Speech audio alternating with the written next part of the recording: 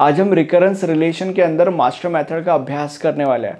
सबसे पहले तो हमें ये समझने की ज़रूरत है कि रिकर्जन का मतलब क्या होता है। जब एक फंक्शन अपने आप को कॉल करता है उसे रिकर्जन कहा जाता है, और एक ऐसा एल्गोरिदम जिसके अंदर ये होता है उसे रिकर्सिव एल्गोरिदम कहते हैं। अभी रिकरेंस रिलेशन का मतलब क्या होता है, जब किसी रिकर्सिव एल्गोरिदम की टाइम कॉम्प्लेक्सिटी हम कैलकुलेट करते हैं तो उसे रिकरेंस रिलेशन कहते हैं।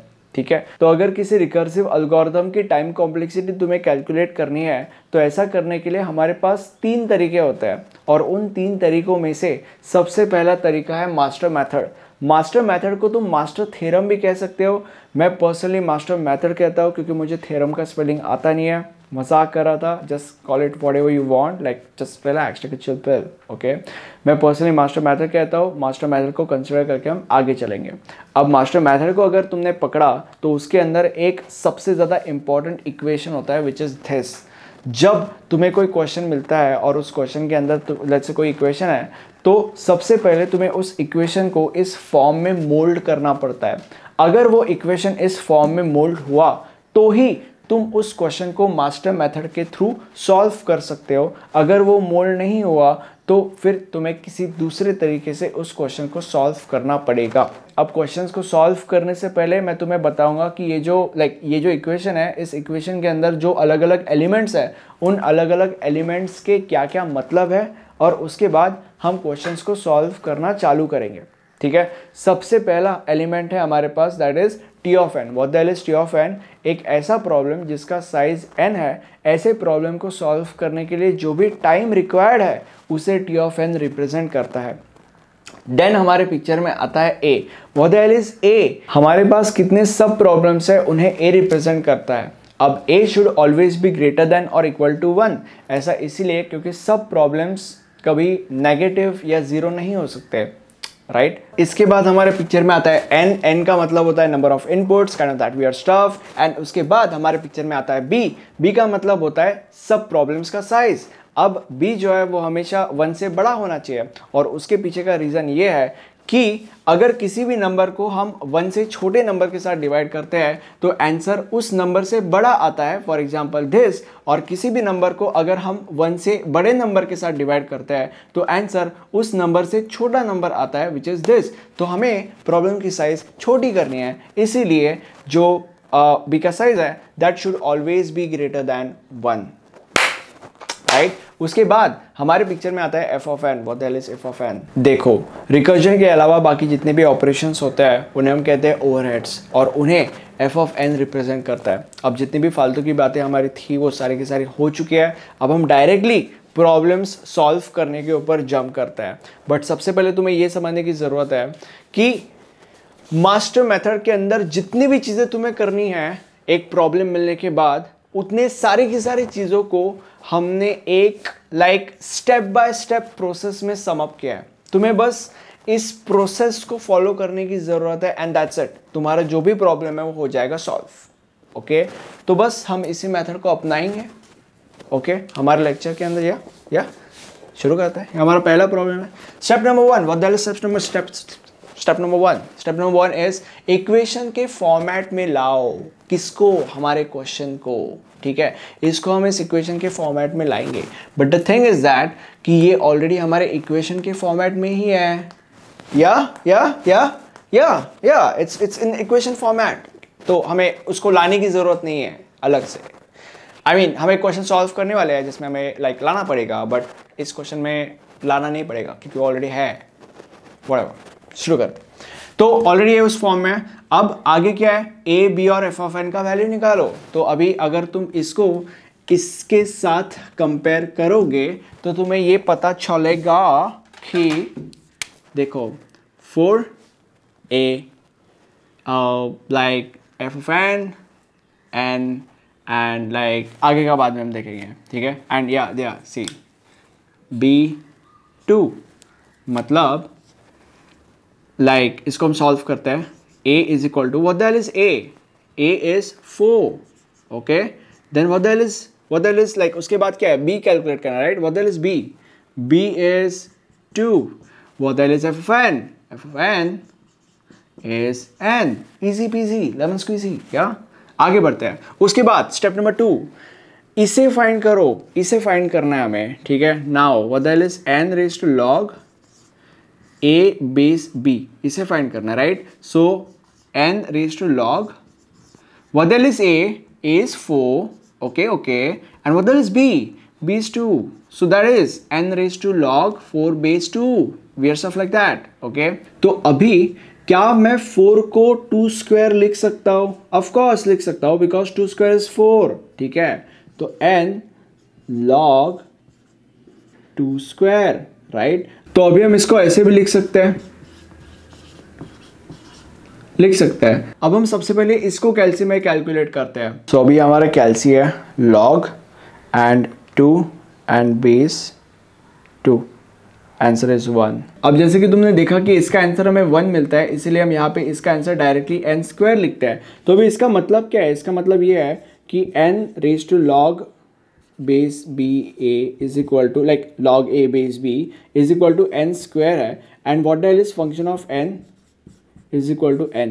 अब इन दोनों को मैंने सेपरेटली यहाँ पे क्यों लिखा? ऐसा मैंने इसीलिए किया क्योंकि यहाँ पे हमें आगे बढ़ना है। स्टेप नंबर 2 हो चुका है, इसका वैल्यू हमने फाइंड किया है। अब आगे स्टेप नंबर 3 में हमें ये देखना है कि जो भी वैल्यूज़ हमने निकाल लिया है उन वैल्यूज़ के अकॉर्डिंग हम इन 3 केसेस में से किस केस में फिट होता है। तो अभी यहाँ पे हम केस नंबर 1 के अंदर फिट होता है, और ऐसा इसीलिए क्योंकि यहाँ पे देखो n raise to log a base b जो है that is greater than function of n raise to log a base b जो जिसका वैल्यू n स्क्वायर है, this is greater than function of n। इसका मतलब हम केस 1 में fit हो रहे हैं, और इसीलिए हम यहाँ पे लिखेंगे कि केस 1 इज एप्लीकेबल, ठीक है। और इसका मतलब ये भी है कि इस प्रॉब्लम के लिए अब केस 2 और केस 3 से हमारा हमारा कोई लेना देना नहीं है, क्योंकि केस 1 को हम सेटिस्फाई कर रहे हैं, ठीक है। अब क्योंकि केस 1 को हमने सेटिस्फाई कर लिया है, इसलिए हम केस 1 को लेकर आगे बढ़ेंगे, और आगे क्या करना है? टाइम कॉम्प्लेक्सिटी निकालनी है with the help of this formula, ठीक है। And that is the reason why therefore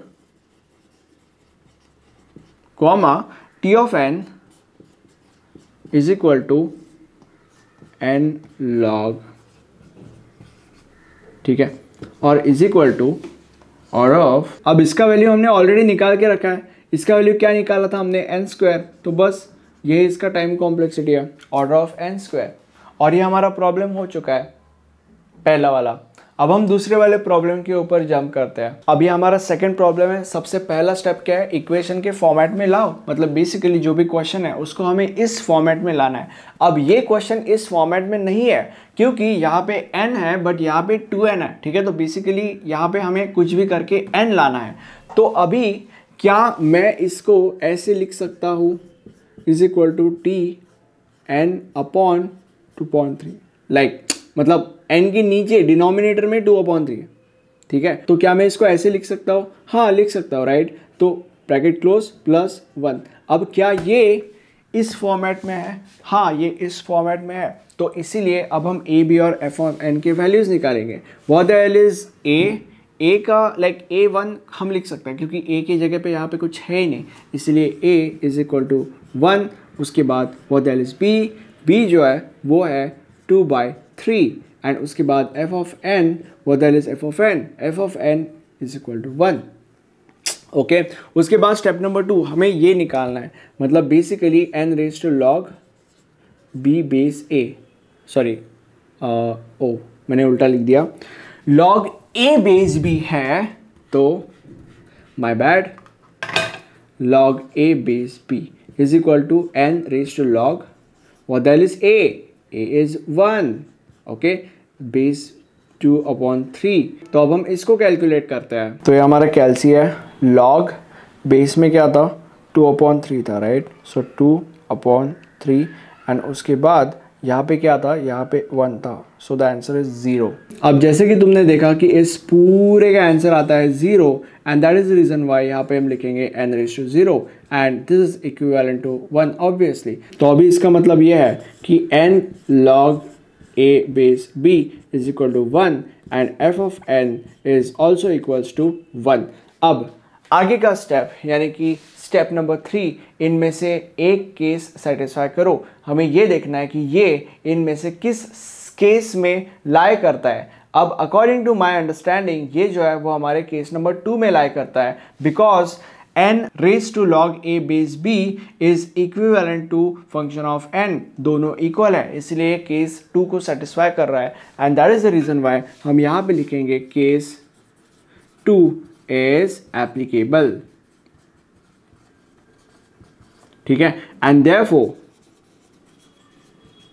क्या है आगे, केस 2 अप्लीकेबल हो रहा है तो आगे क्या, आगे हमें इस तरीके से टाइम कॉम्प्लेक्सिटी कैलकुलेट करनी है, और इसीलिए हम यहाँ पे लिखेंगे t of n is equal to n log a base b into log n, ठीक है। अब यहाँ पे ऑर्डर ऑफ वॉदल इज n, लाइक इसका वैल्यू हमने ऑलरेडी कैलकुलेट करके रखा है, दैट इज 1, और आगे जो log n है उसको हम वैसा का वैसा लिखेंगे, एंड इसीलिए the time complexity would be order of log n, और ये हमारा आंसर है, ठीक है। अब थर्ड प्रॉब्लम को सॉल्व करने से पहले मैं आपको मेरे नोट्स के बारे में एजुकेट करना चाहता हूँ। अगर तुम्हें एग्जाम में पूरे के पूरे मार्क्स स्कोर करने हैं तो ऐसा करने के लिए तुम्हें ज़्यादा से ज़्यादा प्रैक्टिस की ज़रूरत है, और इसीलिए मैं चाहता हूँ कि तुम मेरे नोट्स रेफ़र करो। नोट्स के अंदर एग्जाम में आने वाले मोस्ट ऑफ द प्रॉब्लम्स उनके सॉल्यूशंस के साथ मैंने सॉल्व करके रखा है, जिन्हें प्रैक्टिस करके तुम बहुत ही ज़्यादा ईजिली एग्जाम में पूरे के पूरे मार्क्स स्कोर कर सकते हो और अल्टीमेटली आपके पॉइंटर्स बढ़ा सकते हो। नोट्स की सारी डिटेल्स आपको नीचे डिस्क्रिप्शन बॉक्स में मिल जाएंगे। अब प्रॉब्लम नंबर 3 के अंदर हम वही स्टेप्स फॉलो करने वाले हैं, बट स्टेप नंबर 3 में एक ट्विस्ट है, और वो ट्विस्ट क्या है वो हम तब देखेंगे जब स्टेप नंबर 3 आएगा। अब पहले तो हम प्रॉब्लम सॉल्व करना चालू कर देते हैं, एंड यहाँ पे n raise to like n square नहीं है, n क्यूब है, ओके। सबसे पहले हमें इसको इस फॉर्म में लाना पड़ता है, तो ये जो है ये इसी फॉर्म में ऑलरेडी है, तो हमें कुछ करने की ज़रूरत नहीं है। उसके बाद हमें A B and function of A calculate करना है, तो what the hell is A is 4, उसके बाद what the hell is B is like it's 2, sorry for that, and what the hell is function of n is equal to n cube, ठीक है। उसके बाद step number 2, इसको हमें find करना है n raise to log a base b is equal to n raise to log a, बदल is a is 4 and base b 2 है, तो ये अब क्या मैं 4 को 2 स्क्वायर लिख सकता हूँ? हाँ लिख सकता हूँ, ऑफ कोर्स, लाइक 4 स्टॉप में log 2 स्क्वायर। अब इसको हम ऐसे भी लिख सकते हैं, ओके। अब अगर तुम इसको कैलसी में कैलकुलेट करोगे तो आंसर 1 आएगा, इसीलिए हम इसको डायरेक्टली n स्क्वायर लिख सकते हैं, ओके। तो अभी इसका आंसर डायरेक्टली n स्क्वायर है, लाइक इसको तुम मैंने ये हमने फर्स्ट प्रॉब्लम में सॉल्व किया था, तो मुझे फिर से कैलसी में सॉल्व करने की ज़रूरत नहीं है, राइट। तो उसका आंसर 1 आता है, तुम लोगों को ऑलरेडी पता है। आगे बढ़ते हैं, तो अभी n log base b is equal to n square आता है, और f of n is equal to n cube.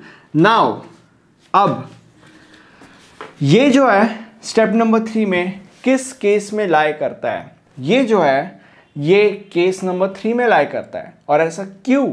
ऐसा इसीलिए क्योंकि n raise to log a base b जो है that is less than function of n square is less than n cube, obviously, of course, right. और इसीलिए case number 3 को ये चीज़ satisfy करती है, और इसीलिए हम यहाँ पे लिखेंगे case 3 like I mean n log a base b is less than function of n। इसका मतलब case 3 is satisfied, like applicable.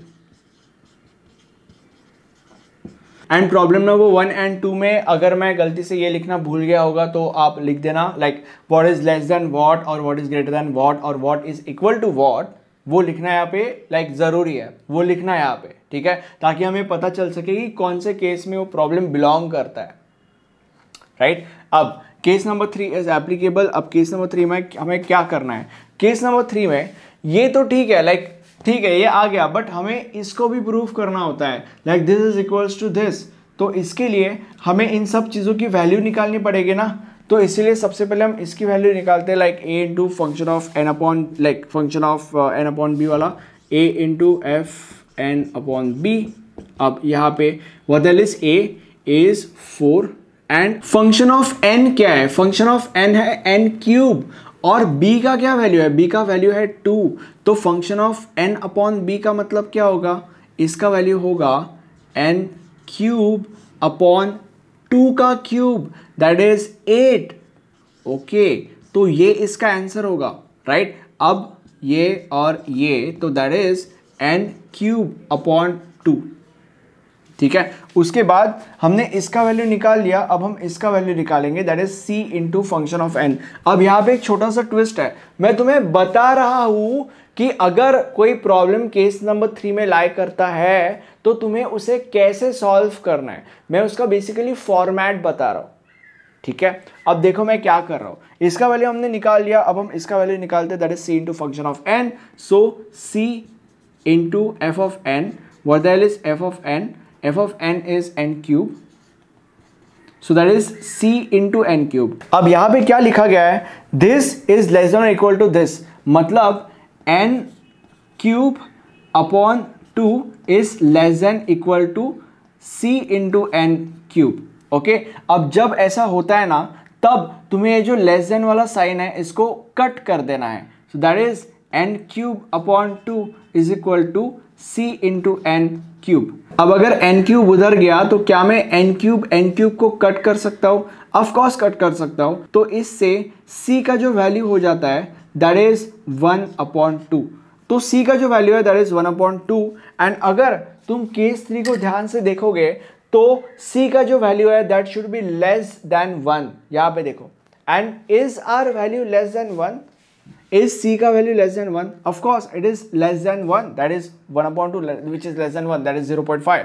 तो जब हमें c का वैल्यू लेस देन 1 मिलता है, समझ जाओ यहाँ पे हमारा प्रॉब्लम खत्म हो चुका है, आगे हमें सॉल्व नहीं करना है। This is the method how we have to solve a problem which lies in case number 3, ठीक है।